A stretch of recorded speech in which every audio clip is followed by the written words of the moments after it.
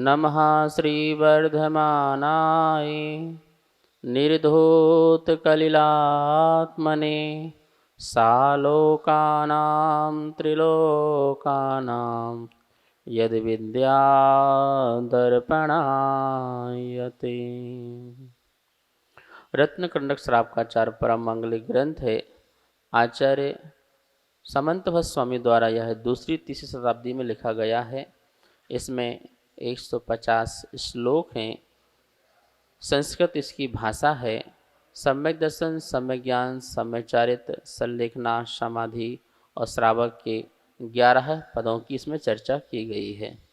हम देख रहे थे सम्यक दृष्टि के जीवन में सम्यक दर्शन के प्रभाव से क्या क्या प्राप्ति नहीं होती है।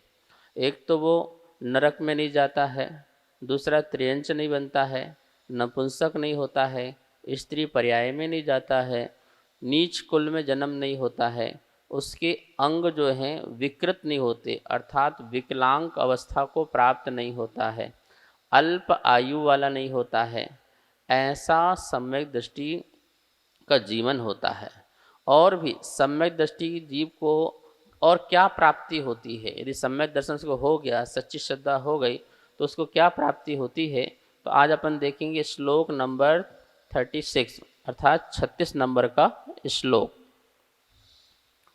ओजस तेजो विद्या, ओजस तेजो विद्या, वीर्य यशो वृद्धि विजय विभव सनाथा, वीर यशो वृद्धि विजय विभव सनाथा, महाकुला महार्था महार्था मानव तिलका भवन्ति दर्शन पूतः।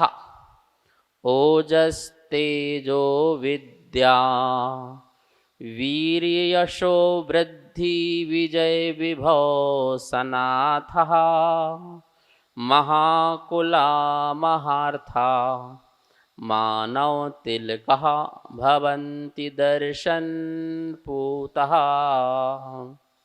एक ही शब्द का अर्थ देखेंगे। दर्शन पूतः सम्यक दर्शन से पवित्र, ओजः तेजो उत्साह प्रताप, कांति विद्या विद्या, वीर पराक्रम, यशो यश, वृद्धि उन्नति विजय, विभव सनाथा वैभव से सहित, महाकुला उच्च कुलोत्पन्न, महार्था पुरुषार्थ युक्त तथा मानव तिलका मनुष्यों में श्रेष्ठ भवंती होते हैं।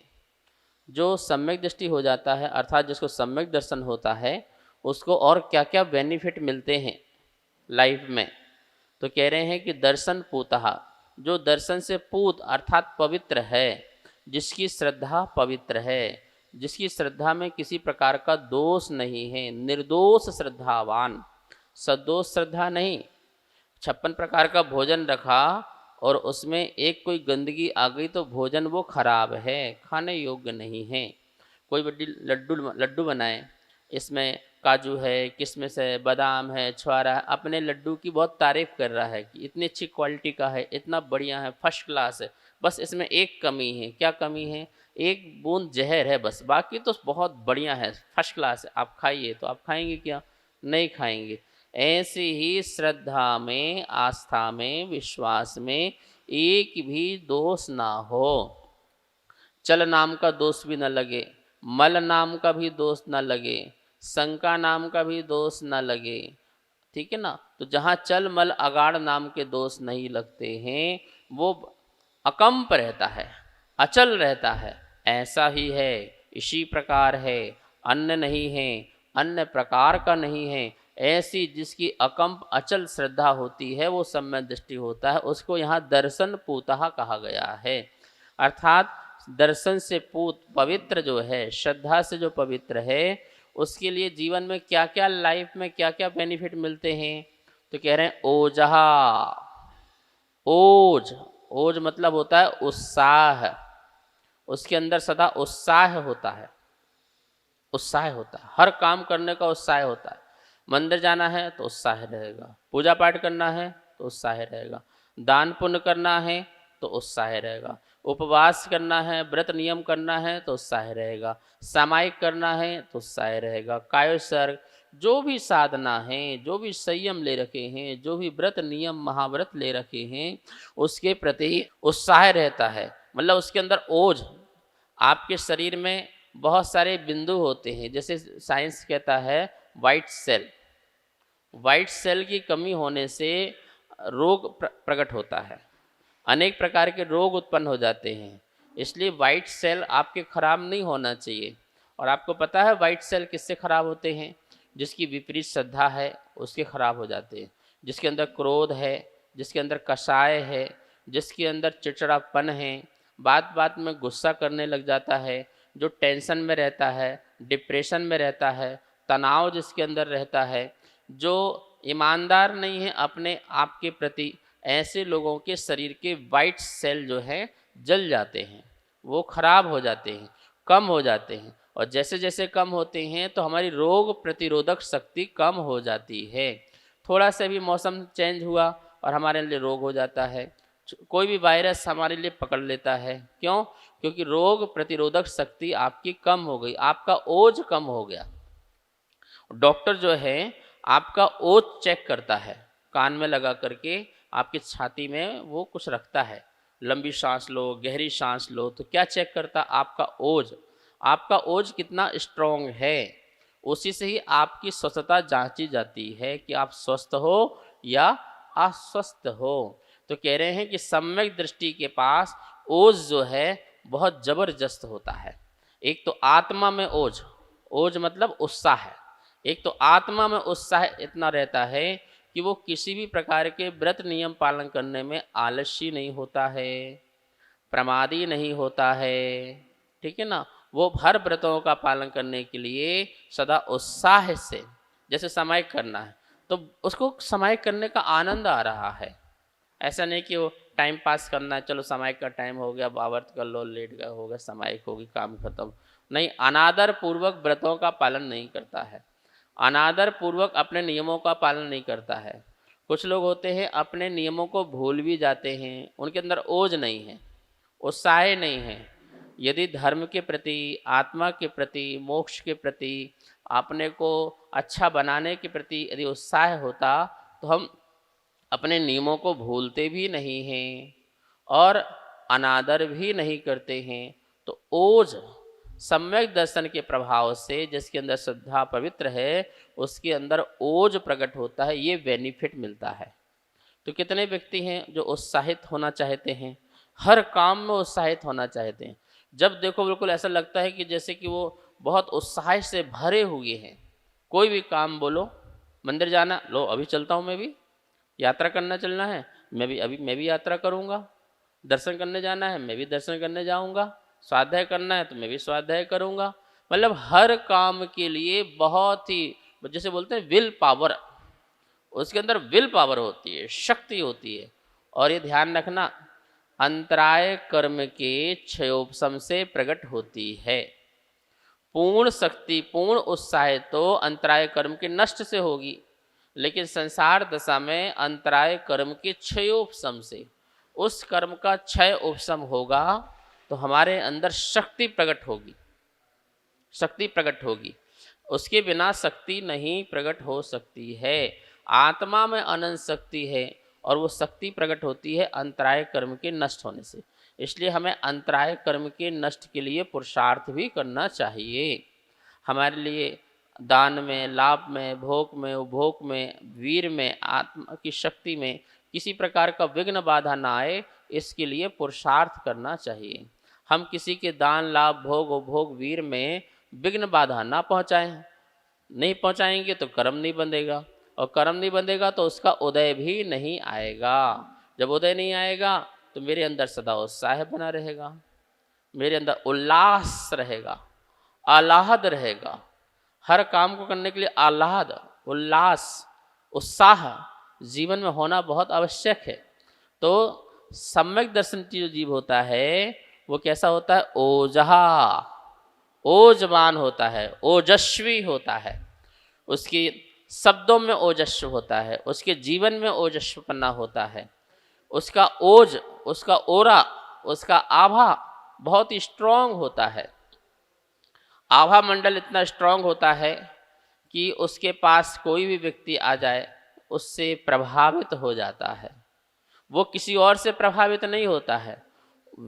अन्य जीव उससे प्रभावित हो जाते हैं जिसके पास ओज होता है, ओजस्वी होना। ध्यान रखना, ओजस्वी और तेजस्वी दोनों अलग अलग चीज़ें हैं। इसमें आया है ओजहा तेजो विद्या। सम्यक दृष्टि को क्या क्या बेनिफिट होते हैं? तो बोले ओजहा, तेजहा, ओजस्वी होता है अर्थात उत्साही होता है, तेजहा प्रतापी होता है, प्रतापी भी लगा सकते हैं, या कांतिवान, उसके चेहरे पर कांति होती है, चमक होती है, साबुन से नहीं, शैम्पू से नहीं, अन्य वस्तुओं से नहीं, अन्य कोई संसाधन से नहीं, किसी भौतिक पदार्थ से नहीं, उसके सम्यक दर्शन के प्रभाव से आध्यात्मिक कांति होती है, चेहरे में चमक होती है, प्रसन्नता होती है, देखने का मन करता है, बैठने का मन करता है, ऐसी कांतिवान वाला सम्यक दृष्टि होता है। प्रतापी, वो निर्भय होता है। प्रतापी मतलब जिसके अंदर प्रकट रूप से प्रताप, ताप हो, कांति हो, ऐसा कांतिवान, तापवान जो है सम्यक दृष्टि हुआ करता है। तो किसको ओजस्वी बनना है, किसको तेजस्वी बनना है? तो मेरे ख्याल से हर व्यक्ति सोचता है कि मैं ओजस्वी बनूं, तेजस्वी बनूं। हम महावीर स्वामी को ओजस्वी और तेजस्वी कहते हैं। वीर ओजस्वी, वीर तेजस्वी, वीर ओजस्वी, वीर तेजस्वी, कीना तप गंभीर, हे वीर महावीर। हमारे वीर, हमारे महावीर जो है वो ओजस्वी हैं, तेजस्वी हैं। और महावीर स्वामी कहते हैं हर सम्यक दृष्टि ओजस्वी और तेजस्वी बन सकता है यदि आपके मन में निर्मल श्रद्धा है, वस्तु स्वरूप का जो है सही सही कॉन्सेप्ट क्लियर हो गया है, तो आप ओजस्वी बन सकते हैं और तेजस्वी बन सकते हैं। यदि आपकी श्रद्धा गलत चल रही है, आप शंका में हैं, आप संशय में हैं, आप एकांत में हैं, आप अज्ञानता में हैं, आप कषाय में हैं, मिथ्यास सहित हैं, तो फिर आप ओजस्वी नहीं बन सकते, आप तेजस्वी नहीं बन सकते हैं। यहाँ पर ओजस्वी और तेजस्वी होना क्यों जरूरी है, आप सोचिए। यदि हमारे अंदर किसी भी कार्य को करने के प्रति उत्साह नहीं होगा तो आप दुखी हो जाओगे, तनावग्रस्त हो जाओगे, दूसरों को देख करके आप बेचैन हो जाओगे। मतलब कोई व्यक्ति बड़े उत्साह से काम कर रहा हो और आप नहीं कर पा रहे हो तो आपको ईर्ष्या भाव प्रकट होगी। आपको सोचेगा मैं क्यों नहीं कर पा रहा, मेरे अंदर क्या कमी है, मैं क्यों नहीं कर पा रहा हूँ। बस इसी को लेकर के आप तनावग्रस्त हो जाएंगे। इसलिए कह रहे हैं कि आपके अंदर ओज होना जरूरी है। जैसे मैंने आपको कहा कि शरीर में भी ओज होता है। अष्टबिंदु, ये हृदय स्थान है ना, हृदय स्थान के पास अष्टबिंदु है जो 8 प्रदेश कहलाते हैं। 8 प्रदेश कहलाते हैं। शरीर में, आत्मा में असंख्यात प्रदेश होते हैं, असंख्यात प्रदेश होते हैं। उनमें से जो 8 प्रदेश हैं जो बिंदु के समान हैं, वो 8 प्रदेश हैं, वो स्थिर हैं, वो अचल हैं। और वहाँ पर हमारे जो वाइट सेल हैं वो भी जो हैं स्वस्थ हैं। तो उसके कारण हमारे लिए रोग नहीं होता है, बीमारी नहीं होती है, चंचलता नहीं आती है। यदि 8 प्रदेश भी अस्थिर हो जाए, स्थिर ना रहें, तो व्यक्ति 24 घंटा चंचल रहेगा। लेकिन 8 प्रदेश स्थिर हैं, इसलिए हम थोड़ा शांति से बैठ जाते हैं, जाप कर लेते हैं, सामायिक कर लेते हैं, आराधना कर लेते हैं, ठीक है, संयम का पालन कर लेते हैं, समाधि कर पाते हैं, सिद्धत्व को प्राप्त कर पाते हैं।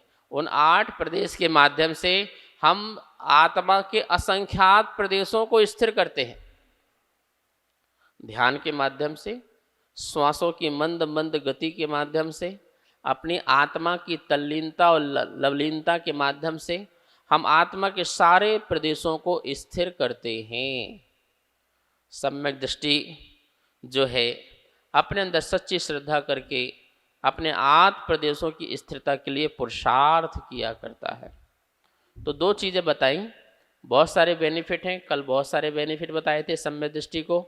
आज यहाँ पर दो की चर्चा चल रही है, ओजः तेजो, ओजस तेजो विद्या, वीर्यशो वृद्धि विजय विभव सनाथः, महाकुला महार्था, मानव तिलका भवन्ति दर्शन पूतः। 10 लक्षण परवाते हैं।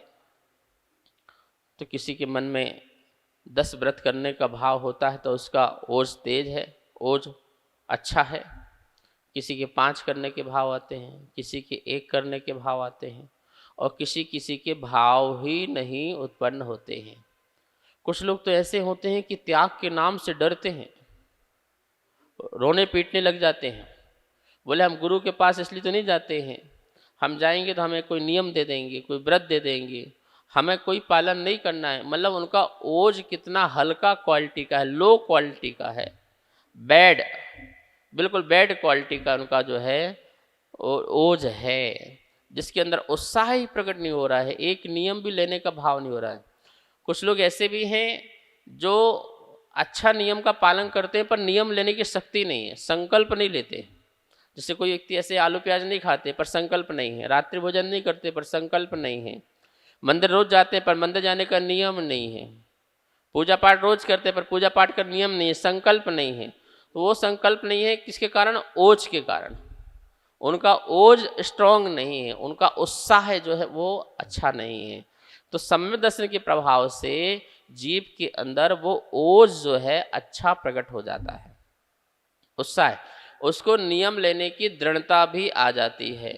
वो व्रतों को ही नहीं, महाव्रतों को भी अंगीकार करने का जो है प्रयत्न करता है, प्रयास करता है, कोशिश करता है, अथवा भावना तो भाता ही है। कब वो अवसर आएगा जब मैं भी मुनि जैसे जीवन जीऊँगा, अपना जीवन स्वच्छ और स्वस्थ जीऊँगा, ऐसा उसके अंदर भावना आती है जिसके अंदर ओज होता है। तो आपने देखा सम्यक दृष्टि के बेनिफिट कि उसको किस प्रकार से ओज उसके अंदर होता